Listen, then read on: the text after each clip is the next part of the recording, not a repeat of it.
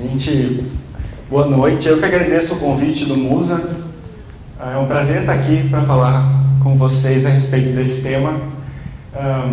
Mas antes de começar a falar, eu queria fazer uma pequena pesquisa para adequação de vocabulário mesmo. Quem aqui está na faculdade, já fez faculdade, está nessa história de meio acadêmico aí? Levanta a mão. Tá, posso... Para frente? Tá. Vou ficar aqui na frente, então para não... Estou muito perto ali. Ótimo, então, vamos lá, hein? Vamos falar sobre animais de sangue frio, né? Por que os tememos? Então, esse é um tema que ele interessa aos biólogos, aos antropólogos, psicólogos e tantos outros que estudam o comportamento tanto dos animais quanto dos humanos, né? Etnozoólogos, todos eles são interessados nesse tema. Ele afeta a vida de muita gente, né? O medo, a aversão. Então a gente está aqui para discutir um pouco sobre isso. Eu estou aqui para trazer algumas informações mais assim, voltadas, né, do mundo acadêmico, mas não necessariamente para o mundo acadêmico, né? Elas interessam a todo tipo de público, porque todo mundo, a gente já vai ver isso, né? Todo mundo tem algum tipo de problema com algum bichinho, ou com algum tipo de medo, de fobia, né? Alguns mais, outros menos, outros são direcionados para alguns desses, outros para outros, né? Depende de cada pessoa. Então, cada um vai se identificando ao longo da nossa conversa. Então, como foi apresentado, né? Eu sou professor da Universidade Federal do Amazonas, trabalho principalmente com os cursos, né, diurno e noturno de biologia. Muitos dos meus estudantes estão aqui. Obrigado pela presença de vocês também. E vamos lá, né? Vamos falar sobre esse nosso medo. Vamos começar falando sobre essa história, né, de sangue frio. O que é sangue frio, né? O título da minha fala. Nada mais é do que um nome popular, né? Uma forma de falar dos animais ectotérmicos ou pecilotérmicos, né? Que são os animais que têm a temperatura variando de acordo com o ambiente, né? Eles não têm um mecanismo próprio de regulação da temperatura corporal.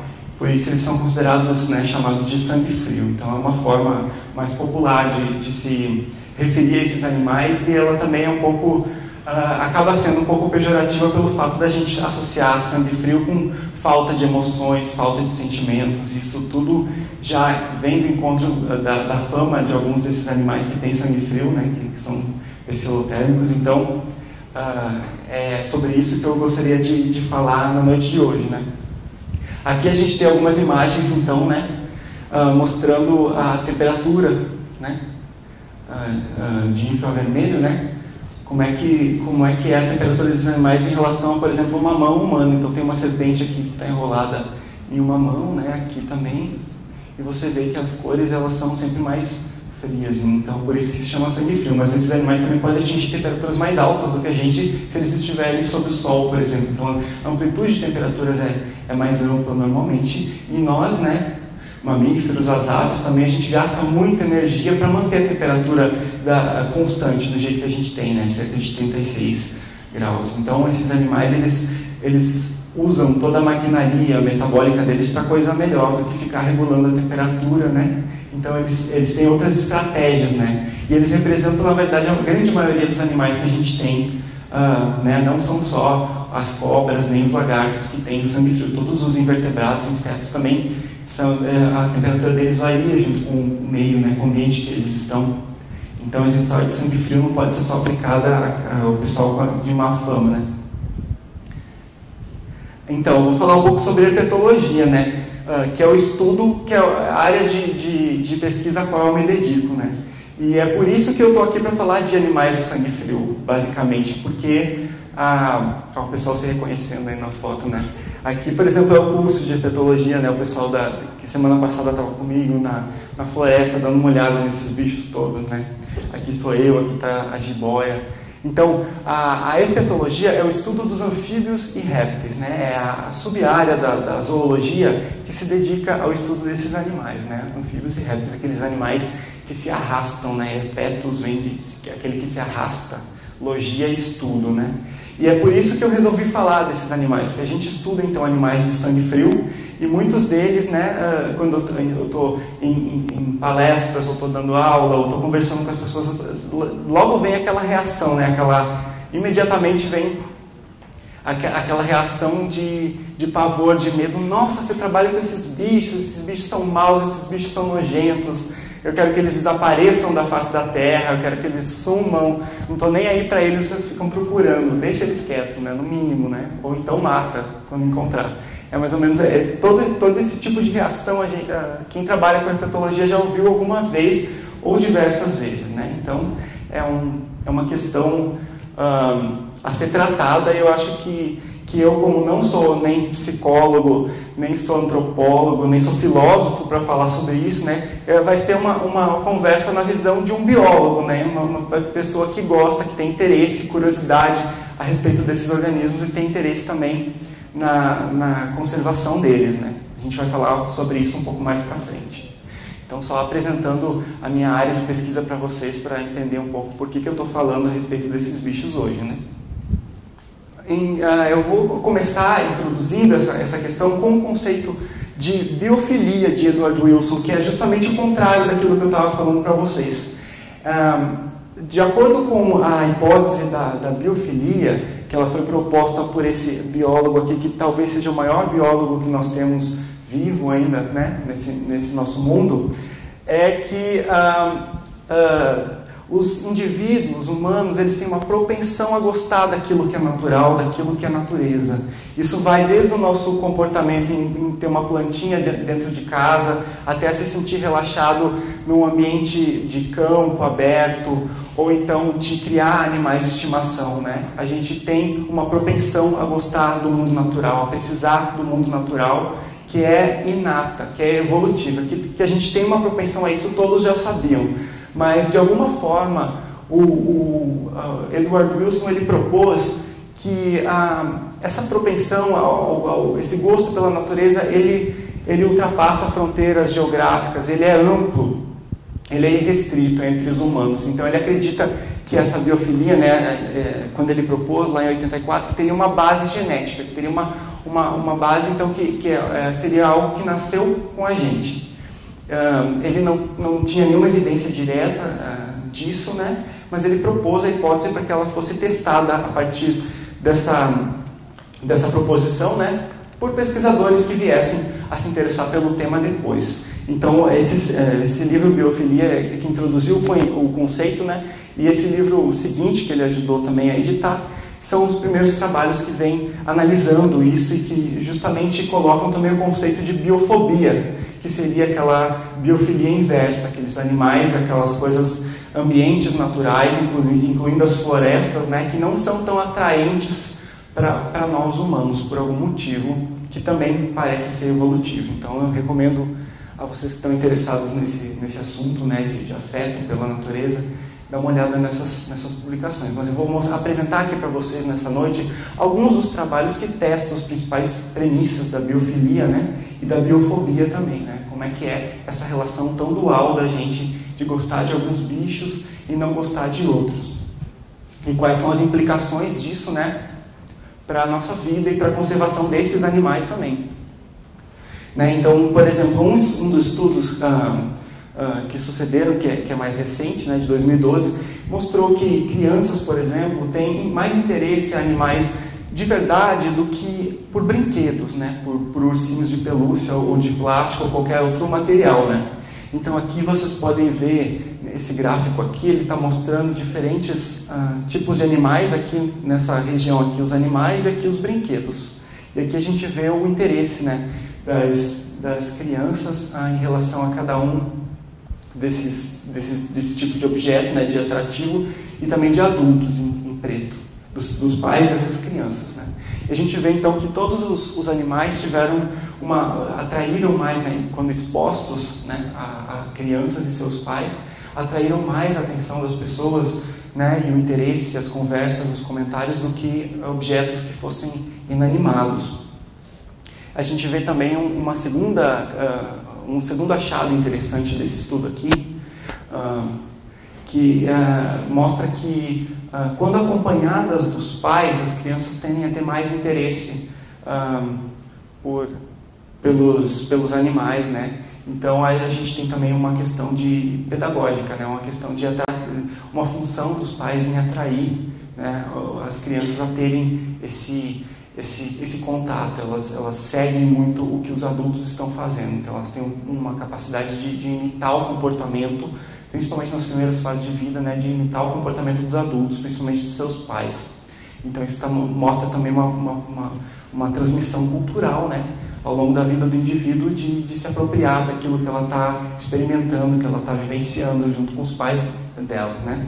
E a gente pode ver também aqui entre os animais que mais chamaram a atenção, né, a gente tem hamster em primeiro lugar, e aí a gente tem, que é um animal de sangue quente, por acaso, né, um mamífero, e aí a gente tem depois peixes, serpentes e aranhas na sequência, né, que são os bichos os ectotérmicos que eu expliquei para vocês agora há pouco.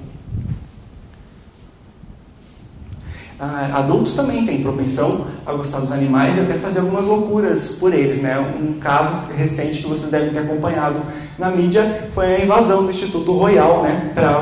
Para resgate, né? Para salvar os cachorrinhos, né? Os beagles das mãos dos pesquisadores do mal, né? Que estavam fazendo experimentos com eles, né? Toda essa questão é muito controversa. Eu estou sendo aqui irônico, né? Em falar desse jeito. Vocês devem ter acompanhado tanto os motivos que levaram essas pessoas a fazer isso, quanto a informações a respeito da conduta desse instituto em termos de pesquisa com animais. Mas não é sobre isso que eu quero comentar. Eu quero comentar sobre justamente essa propensão que os humanos têm de, inclusive, cometer crimes, né, de invasão, de interceptação de animais, pelo bem desses animais, né?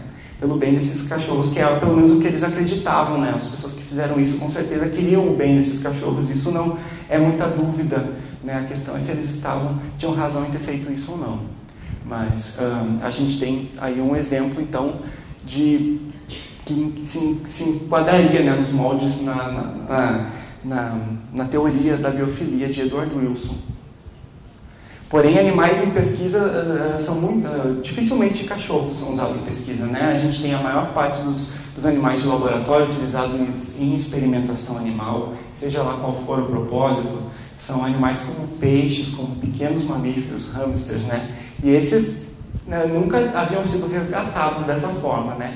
Então a gente vê que tem uma diferença muito grande na forma com que a gente, né, ratinho de laboratório, como é que a gente vê um animal desses e ver um cachorrinho, né? Então a gente tem, na verdade, uma biofilia, sim, um amor por esses animais, um carinho, mas a gente começa, essa dualidade começa a nos colocar uma pulga atrás da orelha, né? Que a nossa biofilia, ela é bastante seletiva, né? Ela exclui alguns animais e ela dá preferência a outros. Isso tem uma explicação biológica, né? A gente tende a preferir animais que são evolutivamente, filogeneticamente mais aparentados a nós, então isso é uma das características, mas mesmo nesse caso a gente tem dois mamíferos e um comportamento humano diferente com cada um deles, né? Então a gente teria uma biofilia seletiva, a gente não gosta desse anfíbio, mas gosta desse, só porque um é fofinho, bonitinho, o outro é feioso e cheio de ruga. Será que o nosso amor pelos animais ele vai até o ponto de puramente estético, né? De a gente querer que certos animais sejam conservados e vivam bem e outros desapareçam da face da Terra, então, pelo simples fato de eles não terem uma aparência que nos agrada? Será que esse sentimento inato ele é tão puro assim, ou ele tem algum tipo de intervenção, né, psicológica que a gente acaba colocando em cima dessa questão? Fica aí a pergunta, né, que alguns pesquisadores tentam se debruçar sobre ela, né? Aqui a gente tem, então, desde de Vygotsky, né, e outros pesquisadores, inclusive Charles Darwin, antes de promulgar, né, de divulgar a teoria de evolução por meio de seleção natural, ele tem uma outra obra que eu vou mostrar para vocês, que justamente falava sobre essas percepções que os humanos têm e os sentimentos, né, a expressão de sentimentos que humanos e animais eles podem vir, de emoções e sentimentos, né, que humanos e animais podem vir a ter. E é consenso, né, que essas percepções negativas que a gente tem dos animais, eles são resultados de múltiplos processos. Eles dificilmente são explicados por uma única causa, porque senão a gente tentava resolver. É tão complicado tratar uma fobia porque justamente ela tem uma base que ela é evolutiva, ou seja, muito pouco a gente pode fazer sobre ela porque ela está enraizada nos nossos genes, na nossa evolução. Então essa é a notícia ruim, né? Quem veio aqui com uma fobia pensando que poderia sair curado não é bem assim. A gente tem algumas coisas que a gente não consegue controlar. Já os fatores culturais e pessoais, eles podem sim ser modificados, e aí a educação entra com um papel muito forte, a vivência das pessoas com esses animais também. Então a gente vai um pouco, a partir dos próximos slides, falar um pouco sobre isso, né? Sobre essas múltiplas causas que levam a sentimentos e emoções relacionadas a medo, fobia, nojo, aversão, tudo isso, todas essas percepções que eu vou englobar aqui como percepções negativas, né? A gente pode, por exemplo, no caso das baratas, as pessoas costumam ter nojo, no caso das aranhas, é mais medo. Então, são sensações negativas associadas a esses animais, não necessariamente o mesmo tipo, né, de sentimento, né? Aqui a gente tem algumas ilustrações que vêm de dentro dessa publicação de Darwin, justamente alguns desenhos da época mostrando, analisando essas expressões faciais relacionadas a medo, né, e a nojo e outras sensações desse tipo. Aqui, mais voltando agora para a nossa realidade, né, para o nosso contexto, aqui eu tenho, a projeção do slide não está tão boa, mas a gente vê que as percepções elas variam de acordo com a idade das pessoas. Então aí está um aspecto que ele é pessoal, né? Então, apesar da propensão natural que a gente tem a ter alguma ideia a respeito de um animal, a idade é um fator que influencia bastante.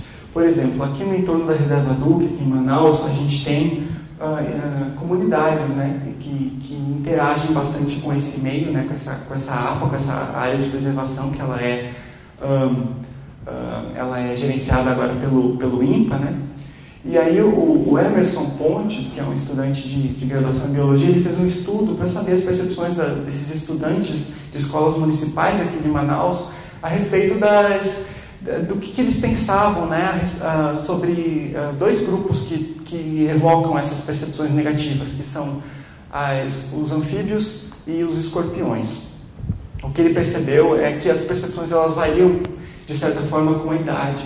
Crianças de idades mais avançadas elas têm percepções mais negativas do que crianças pequenas. Então, apesar de um padrão geral de desenhos e de emoções, né, ele avaliou por meio de questionários também essas escolas, essas crianças, e ele percebeu, né, que existe uma tendência então de crescente ao longo da vida escolar, de crescimento de repulsa em relação a esses animais. Então a gente tem alguns exemplos aqui de desenhos que mostram, por exemplo, aqui, olha só o sapo, onde é que vai parar a língua dele, né? Ou aqui a representação de um escorpião, acreditem, né? Sempre, né, em posição de ataque aqui também, ó, mostrando a pessoa assustada e aquele sapo ameaçando, né? Mesma coisa que o escorpião já está de certa forma atacando, né? Aqui também duas pessoas assustadas com um sapinho, e aqui é o melhor de todos que eu achei, que é aqui a gente tem um escorpião e do lado já está o caixão, do ladinho. Então é o escorpião e o caixão do lado, né? Então esses são os exemplos de percepções altamente negativas que crianças têm com relação a esses animais, né? A proposta do desenho era esse: desenhe a primeira coisa que vem à sua cabeça no momento que você viu, né, que você pensou em anfíbio, que você pensou em escorpião. E saiu isso, né? Apareceu até caixão. Por outro lado, outras crianças, principalmente de idades menores, né, crianças menores, elas desenharam animais, esses mesmos animais não necessariamente num contexto de agressão, num contexto de repulsa. Eles se dedicaram mais a representar a biologia deles, né? Então a gente tem aqui o sapo e o escorpião, né? E aí a frase "a natureza é bela", então eles convivendo no ambiente natural, pôr do sol. Aqui os anfíbios estão representados em momento de reprodução, de amplexo, né? Aqui também eles estão nos ambientes naturais, o escorpião indo para a toca dele, o sapo no gramado. Então tem todo tipo de representação que pode ser feita por crianças, né? E esses desenhos são utilizados um pouco para a compreensão das bases, né, do nosso comportamento em relação a esses animais. E o padrão que mais chamou a atenção realmente, não houve uma diferença entre sexos no caso do estudo, entre meninos e meninas, apesar de que a literatura aponta que a maior parte das fobias e dos sentimentos negativos venha do sexo feminino em relação aos animais. Isso também parece que é um padrão no mundo todo, mas no caso o resultado mais interessante que ele encontrou foi que foi uma variação, né, com a idade. A nossa cultura também influencia o jeito que a gente vê as coisas, né? Se você pensar na Bíblia, né, a gente tem a serpente como a própria personificação do diabo, né, do capeta, do capiroto. Então a gente tem essa visão, né, de associação desses animais com personagens negativos, personagens malévolos, né, que vem desde os primórdios, né, mais de 2000 anos atrás a gente já tinha esse tipo de representação relacionada a serpentes, por exemplo, né. Eu vou me dedicar mais a partir daqui a falar de cobras, serpentes, porque são o grupo mais estudado em termos de fobias, medos, até porque são o grupo mais apontado em estudos que elencam as principais fobias, os principais medos. Em primeiro lugar estão as serpentes, logo seguido de perto de aranhas, né? Então são os animais que mais causam fobia, medo das pessoas. Então a cultura, né, a nossa, através do tempo, tem sido, em relação aos animais, tem sido de um olhar muito distanciado. Então a biofilia, ela, de certa forma, será que ela sempre existiu? Será que o pensamento, né, da sociedade foi sempre de amor e de carinho pelos animais? Por exemplo, o filósofo Heráclito, né, muito antes, 535 anos antes de Cristo, ele dizia, né, animais possuem uma alma inferior. Já Platão, né, dizia que a razão, ela diferencia o homem dos animais. Até hoje se pensa de certa forma disso, né? Mas você vê do jeito que é falado, né? Homens e animais, como duas coisas distintas, separadas, né? Como se nós não fôssemos animais. Então você já vê uma carga, né, de antropocentrismo, de colocar o homem no centro do universo como o ser mais importante, predominante, né? Dentro da cultura, vem de muito tempo, né? Aristóteles mesmo colocou, né, ele organizou os animais de certa forma numa escala Nature, de acordo com o grau de perfeição das espécies. E imagina quem é que estava lá no topo? O homem, claro, né? Colocando sempre de forma, com critérios subjetivos de certa forma, mas ele considerava o grau de perfeição anatômica, fisiológica, comportamental, a complexidade dos animais, e sempre ia, por coincidência ou não, né, os mamíferos, as aves e o homem lá em cima, sempre no topo dessa hierarquia, né, que existia do conceito do homem em relação aos animais.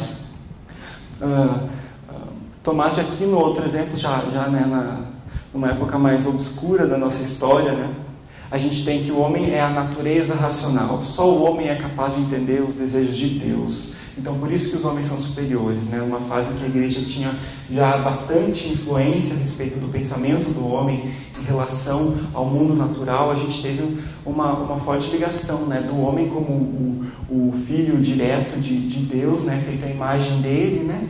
E a gente tinha os outros animais como aquilo que não saiu do jeito, né, a imagem do Criador. Aí as coisas melhoraram um pouco em termos de entendimento, né, e compreensão da fauna e dos animais, a relação dos homens com os animais, com essa publicação que eu já adiantei para vocês, né, que ela data de 1872, então no século XIX apenas, que começou, e de novo Darwin, né. Essa é uma publicação menos famosa do que A Origem das Espécies, que vocês, né, que fazem biologia, tem muitos aqui, devem conhecer, né? Que é justamente a expressão das emoções em homens e animais. De novo, homens e animais separados, né? Ainda não havia superado, né? Não havia se superado isso aí. mas justamente ele compilava e fazia uma abordagem bastante comparativa nessa publicação de como é que eram as relações, né, como é que eram expressadas as emoções e os sentimentos, e meio que se colocou como as bases do entendimento hoje, né, de que justamente o sentimento, ele nada mais é do que uma emoção a qual a gente aplica, de certa forma, a razão. Então o sentimento seria algo mais duradouro do que uma emoção, e o sentimento seria acreditado sim aos homens, aos humanos, e as emoções a todos os animais, incluindo os homens, né?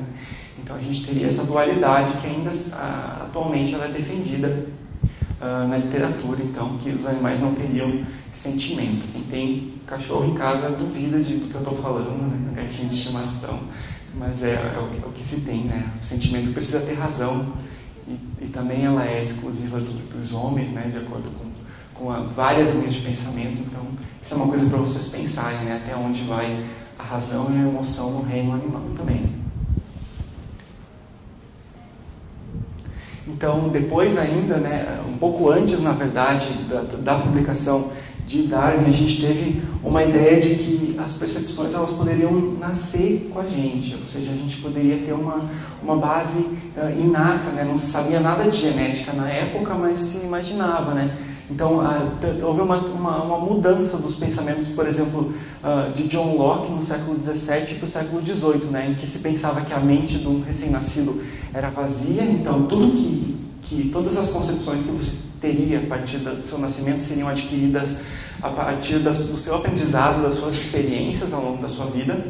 E já Kant veio com a ideia de que não, que a mente do neonato já nasce com algumas propensões que a gente chama de inatas, de instintivas, né? Então a ideia do instinto, ela começou a ser considerada a partir das ideias de Kant, né?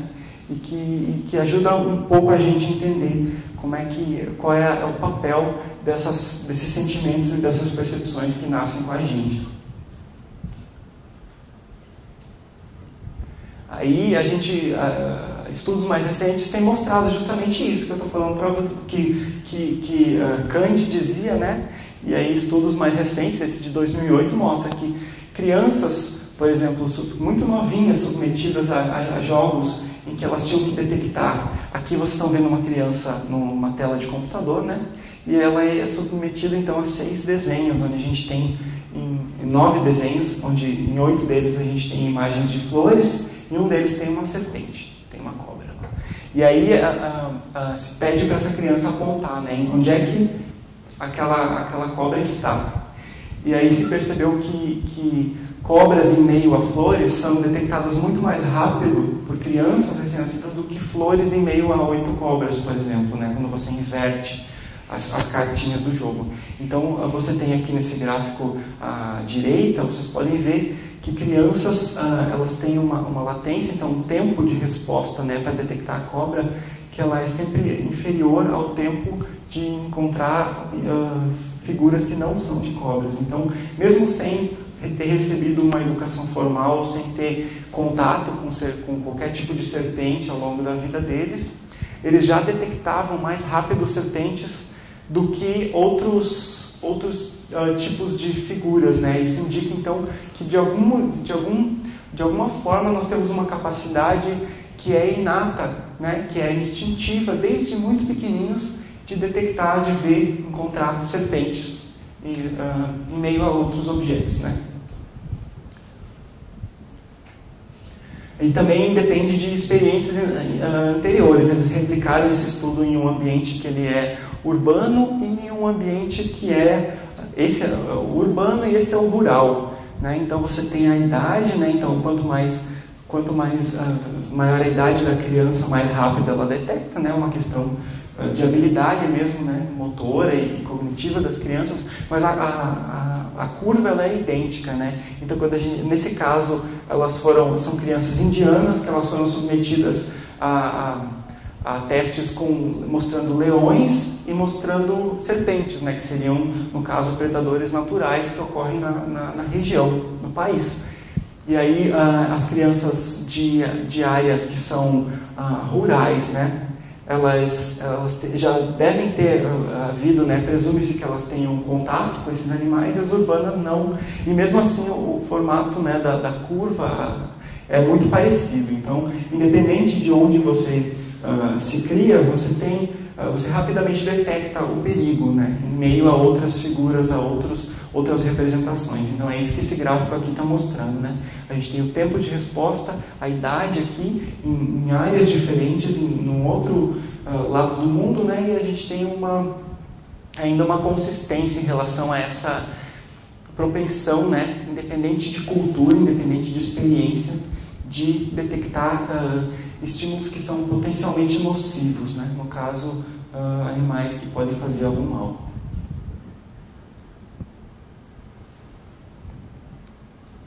Então a gente, estudos redobraram, né, essas premissas e testaram outros desdobramentos, e inclusive o estado fisiológico dos humanos afeta a detecção de serpentes. Mulheres em fase pré-menstrual têm uma habilidade maior de detectar perigos, e no caso esse mesmo experimento com serpentes em meio a outros estímulos do que em outra fase do ciclo menstrual elas mesmas, né? Então existe um poder avançado, um superpoder de mulheres no período pré-menstrual de detectar estímulos potencialmente danosos, né? Então, junto com a TPM, tem isso aí também. E ainda os mecanismos proximais disso não são bem compreendidos, né? Esse estudo é recente, mas imagina-se que provavelmente hormônios relacionados ao estresse, cortisol, que vem junto, né, com estrogênio, com o pico de estrogênio, eles podem estimular então a detecção de estímulos que sejam potencialmente danosos. E teria uma razão evolutiva, né, que a partir daí poderia ocorrer a gravidez, né, então a mulher teria que se cuidar mais no ambiente, né, porque ela já não é só mais ela, né. Então tem todas essas características que podem ser vistas em sociedades atuais e que podem ter uma raiz muito mais antiga do que se pode pensar e que a gente ainda nem entende direito, né? Então existe até uma variação intra-individual relacionada ao estado fisiológico, né? Então a nossa composição hormonal ela pode até afetar esse tipo de resposta.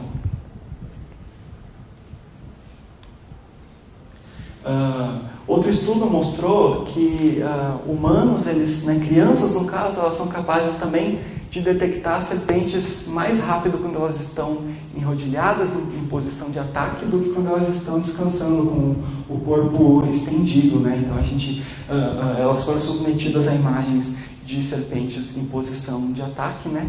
Onde elas estão normalmente enrodilhadas e com a cabeça prestes a desferir um bote, né? Em posições que eles chamaram de descanso, que seriam outras quaisquer posições que a serpente está, que não seja em posição de bote.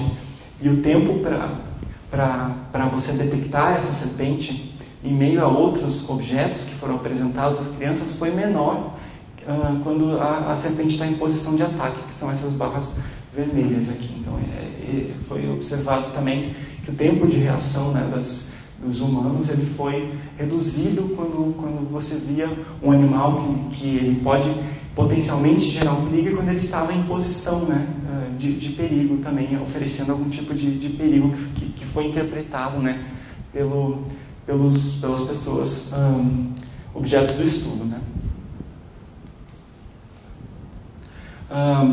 Outras teorias vão muito mais longe do que isso. Elas dizem que nós somos o que somos por causa da escola. Mas como assim nós somos o que somos por causa da escola? Já vou explicar para vocês. A teoria da Kathleen Isbell é justamente de que a evolução dos primeiros hominídeos, dos mamíferos ancestrais até os primeiros hominídeos e depois entre os primatas foi dirigida por exposição ou não a serpentes e diferentes tipos de serpentes. Então aqui a gente tem a história evolutiva dos primatas, né, simplificada, e a gente tem aqui nesses pontos em que houve, né, diversificação, a autora ela percebeu que modificações, mudanças evolutivas nessa árvore estão correlacionadas com a exposição ou não a serpentes em cada um dos ambientes e ao tipo de serpente, se ela é daquelas constritoras ou se elas são as venenosas, né, que no caso que são capazes de injetar veneno às peçonhentas. Então parece que mudanças, mas como assim? O que uma coisa tem a ver com a outra? Vocês devem estar se perguntando, né? Parece, segundo essa hipótese, né, essa teoria, o crescimento, né, em tamanho do nosso cérebro, ele se deu justamente para acomodar a maquinaria necessária para processar a visão. E que essa nossa visão binocular que a gente desenvolveu, essa noção de profundidade, justamente tem a ver com a possibilidade de evitar ataques de predadores. Vocês vão pensar, mas que tipo de predadores os mamíferos tiveram ao longo da história evolutiva? Muito poucos, e o único consistente ao redor do mundo são justamente as serpentes, né? As serpentes são predadoras, não são necessariamente predadoras, mas são capazes de fazer mal, né? E podem se matar. Então, a gente vê, de acordo com esse estudo, né? Toda uma série de hipóteses levantadas por ele que devem ser testadas, algumas delas vêm sendo, né? Que são alguns desses estudos que eu mostrei para vocês, mas que mostram uma associação muito íntima, então, do crescimento da encefalização dos primatas, né, até chegar na nossa espécie, né? Não que nós estejamos no topo, mas nós somos mais encefalizados, né?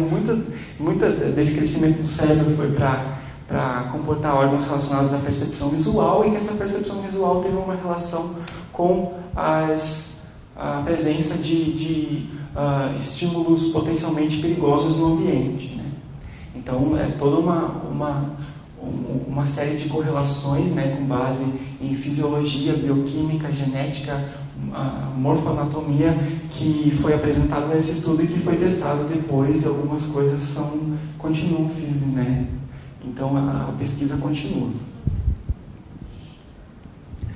Outra evidência que essa autora levantou é o caso dos lêmures, que são primatas da ilha de Madagascar, que eles não têm medo nenhum de serpente. A gente tem um padrão geral que qualquer primata se assusta quando encontra uma serpente. Não somos nós só apenas humanos que temos uma reação de aversão, uma reação negativa quando nós encontramos serpentes. Mas os lêmures, eles ficam curiosos e vão lá encostar. Ela, opa, mas que padrão estranho, né? Você percebeu, não? Em Madagascar não existem serpentes peçonhentas. Ao longo da história evolutiva, esses animais eles não foram submetidos a esse tipo de ameaça, então eles não desenvolveram essa aversão, esse medo, né, inato em relação a serpentes, né? Então é mais uma evidência aí, né, que ajuda a corroborar todo esse corpo de conhecimento que tem apostado nessa evolução pareada, né, nessa coevolução, nessa corrida armamentista entre humanos e serpentes, promovendo a evolução de ambos, né? Assim como à medida que nós humanos fomos capazes de evitar, elas foram aperfeiçoando também as suas estratégias, né? Então é algo a se pensar. Isso não aconteceu, por exemplo, em alguns outros mamíferos, como didelfídeos, gambás, né? Que eles foram por outra rota. Eles conseguem metabolizar venenos de serpente. Então eles conseguem, inclusive, se alimentar de serpentes. E eles também não têm medo delas, porque eles não são, normalmente, né, eles não são predados, não são comidos por elas. Então, tem todas essas evidências que começam a mostrar que alguns ramos da evolução podem ter seu desenvolvimento dirigido, né, pela convivência e pela exposição a animais perigosos, no caso as serpentes. Um outro aspecto que eu quis chamar a atenção para vocês em termos de conservação, mudando um pouco de assunto, é que estudos mostram também que a cor dos animais importa para a nossa percepção em relação a eles. Então, vocês veem como tem múltiplos fatores que afetam a forma com que nós vemos esses animais, né? Então a gente tem aqui dois gráficos mostrando isso. O primeiro que eu quero comentar com vocês essa pesquisa aqui de 2013, ela mostrou a percepção de pessoas em relação a mamíferos, aves, répteis, anfíbios, insetos e aranhas, e ela percebeu que sentimentos de nojo estão principalmente relacionados a aranhas, de nojo, de medo, né, de perigo, estão relacionados a répteis, e instintos de proteção das pessoas são direcionados normalmente a mamíferos, aves e anfíbios. Né? É um pouco surpreendente esse resultado, mas ele é muito importante para quem trabalha com conservação. Até o pessoal do MUSA, né, que faz campanhas, né, que trabalha com educação ambiental, é interessante perceber, né, que o ímpeto das pessoas a conservar está relacionado com alguns grupos filogenéticos, né, com alguns grupos animais. Né, e que anfíbios são mais, de certa forma, objetos melhores, né, para se trabalhar em campanhas e tudo mais do que répteis, por exemplo. Então existe uma diferença também dentro dos animais de sangue frio. Outra característica que se percebeu é que manipulando digitalmente as imagens dos animais, colocando a imagem deles em preto e branco ou colorida, a reação das pessoas é diferente também com relação a todos esses parâmetros que a gente viu. Animais coloridos tendem, pela sua cor, né, que a gente chama de aposemática, essa coloração aposemática colorida, como o caso dessa perereca aqui, a Galíquenes, né, ela pode levar a uma percepção de medo, sim, mas acoplada a isso de preservação, de conservação. Então existe um gosto estético aí que está inserido, embutido, né? Então se você usar a mesma imagem de um animal em preto e branco ou colorida, vai ter um impacto diferente na percepção que aquela pessoa está tendo em relação àquele animal, na opinião dela em relação àquele animal no momento que ela está visualizando, que ela está vendo, né? Então a gente vê também um forte efeito então da aparência desses animais no momento e como isso pode ser manipulado, né, rapidamente e provocando então respostas diferenciais, né, nas pessoas. Então vocês veem até agora que eu mostrei uma série de fatores, né, relacionados ao nosso gosto e desgosto dos animais, que eles vão desde características do nosso, né, como o Vygotsky elencou, né, elas podem ser evolutivas, elas podem ser pessoais e elas também podem ter um componente de cultura, né? Então a gente, como entre povos nós temos diferenças entre pessoas de um mesmo povo também, né? A gente tem variações que são individuais e variações que são inatas que a gente pode fazer em relação a isso.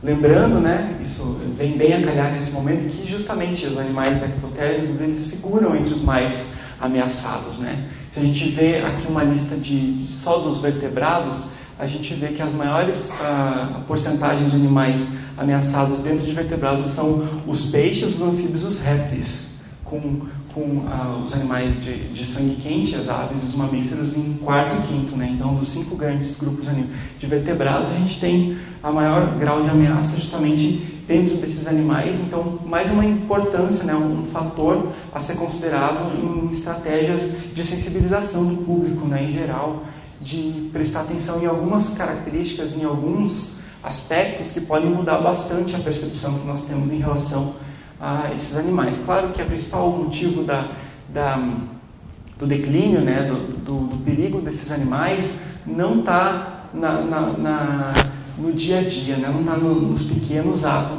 em relação à nossa percepção a eles. Está na perda de hábitat, nas mudanças climáticas globais. Mas para a educação ambiental, ela é muito útil essa percepção diferencial que a gente tem dos diferentes grupos de animais. Como é que a gente pode lidar com isso, né? Quando a gente vai traçar estratégias de sensibilização de comunidades que ficam no entorno de áreas de preservação ou quaisquer outros públicos, né? Invertebrados, que são todos os outros bichinhos, né, de sangue frio, vocês veem que as porcentagens são todas muito grandes de animais que estão com algum grau de ameaça, né, de acordo com a União Internacional de Conservação da Natureza. A gente tem porcentagens muito elevadas, então, de ameaça, de risco para esses animais que não têm uma imagem tão positiva do público em geral, né? Então, normalmente a gente usa esses menos ameaçados, ou esses grupos, né, como mamíferos e aves, como espécies que a gente chama de guarda-chuva, que elas vão ser a capa do flyer do site, né, que vão atentar para a importância dos animais, esses animais de grande porte, né, que piscam, né, eu sempre brinco, que são capazes de provocar mais sentimentos, né, de proteção em relação a eles, né? Alguns sapinhos conseguem isso também. E a partir da conservação desses animais e, consequentemente, dos ambientes deles, né, todos os outros podem vir a ser beneficiados. Então, essa é uma ideia que se tem também em termos de conservação, né, de utilizar esses animais que são mais vistosos, que são mais atrativos, justamente para ser os garotos propaganda da biodiversidade toda, das milhares e milhões de espécies que existem, né, que prestam serviços ecossistêmicos importantíssimos, né? Pode pensar, mas aqui, para que serve um sapo, né? Eles são importantíssimos para diversos, para o funcionamento dos ecossistemas, né? Todos os anfíbios, os répteis, eles são elos muito importantes da cadeia alimentar. A energia, né, ao longo das espécies, né, só pode circular se esses animais estiverem. É como se eles congregassem, né? Eles se alimentam dos insetos e os animais maiores se alimentam dos anfíbios, por sua vez, né? Então eles são um elo que sem eles não teria ligação entre uma coisa e outra, né? Sem contar todo o potencial de bioprospecção, né, que é a retirada de compostos para utilização por humanos, né? Seja remédio, seja qualquer outro tipo de substância a ser utilizada a partir desses animais. Então, todos esses aspectos têm que ser levados em consideração quando se pensa em conservação, né? E para não acontecer coisas como essa, né? Que é o caso dessa espécie aqui de bufonídeo da Costa Rica, que já foi extinta nos anos 80, que nunca mais vai aparecer de novo, né? Então, provavelmente não vai mais ser vista, né? Porque ela não é vista já há mais de 30 anos, né?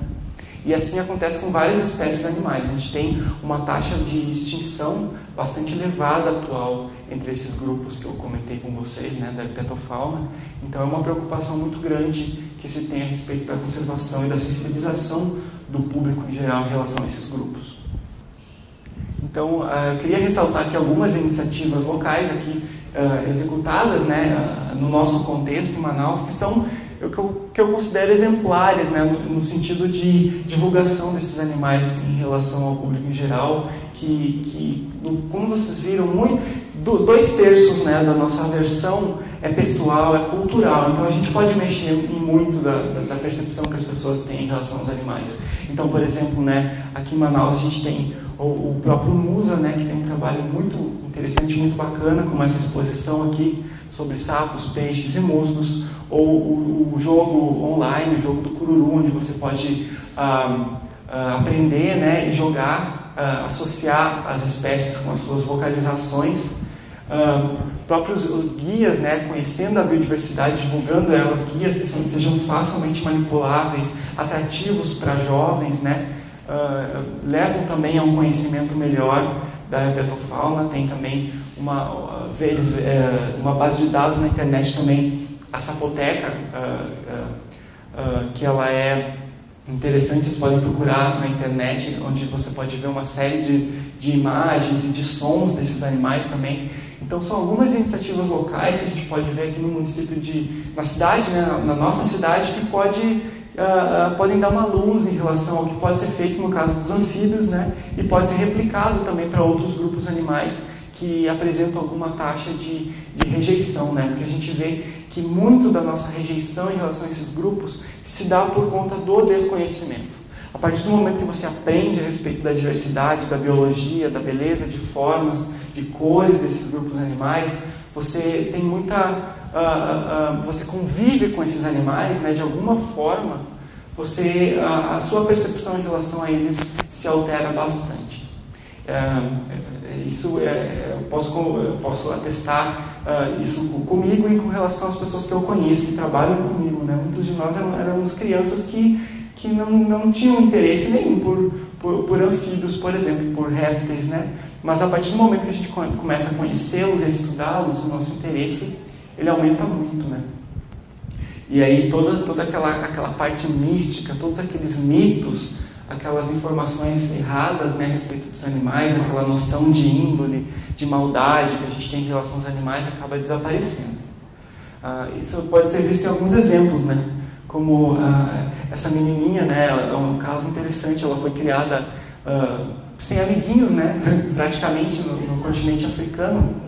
E aí ela tem todo esse carinho, né, pelos animais. Os pais dela são fotógrafos. Eles fizeram esse ensaio mostrando a relação dela com os animais, né, com essa proximidade que ela tem. Então, se a gente pensar que é evolutivo, que esse medo ele não tem jeito, né, que a gente tem em relação a esses animais, como é que ela consegue, né, como é que isso se dá?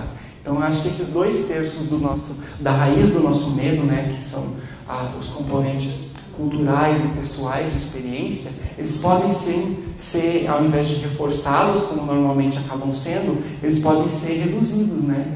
Essa questão toda que vem de nós. E a gente pode ver um panorama diferente, né, em relação ao pensamento geral que se tem em relação a esses animais. Como disse, né, um grande escritor brasileiro, mineiro, o João Guimarães Rosa, o medo é a extrema ignorância em momento muito agudo, né? Então, se a gente ignora algum grupo, se a gente não busca conhecimento, se a gente não sabe da diversidade em relação a determinado grupo, a gente não compreende a biologia deles, a gente, claro, vai encher aquele universo de temores, de medo. É aí que entra, né, muito da nossa repulsa, dos sentimentos negativos que a gente pode vir a sentir em relação a esses animais. E a partir do momento em que você coloca a ignorância de lado, né, você se debruça um pouco, né, um pouquinho que seja, a conhecer esses grupos, o medo ele acaba indo embora. É isso, gente. Eu queria deixar um agradecimento a vocês pela atenção, né, com essa imagem bonitinha, né, da menina abraçando um peixe, né? Eu quase não falei de peixe, mas eles também precisam de carinho, né? Olha só que bonitinho. Aqui está meu contato, né, para quem quiser conversar depois, mais tarde, quem tiver interesse, né? Lembrando, né, eu não trabalho especificamente com essa área, eu trabalho com biologia de répteis e anfíbios, né? Comportamento, evolução, então tudo isso me interessa muito. Se alguém tiver estudos comportamentais desse jeito, experimentais, como eu mostrei para vocês aqui, quase não são conduzidos no nosso país. Então é toda uma linha de pesquisa que pode se desenvolver, que é a etnozoologia, que é a relação dos homens com os animais. A gente ainda está numa fase muito de descrever como é que são essas relações, né, de fazer questionários, de ver como são as percepções, mas a gente pode também, de certa forma, manipular e fazer alguns estudos nesse sentido, para entender melhor e para poder fazer estratégias, né, traçar estratégias que sejam mais efetivas em relação à educação, em relação à aproximação, né, das pessoas com o mundo natural, que é tão almejado, né, por diversos setores da sociedade, mas que a gente ainda tem uma dificuldade muito grande em obter isso, né. Então é isso, eu fico à disposição de vocês para contato, né, meu muito obrigado.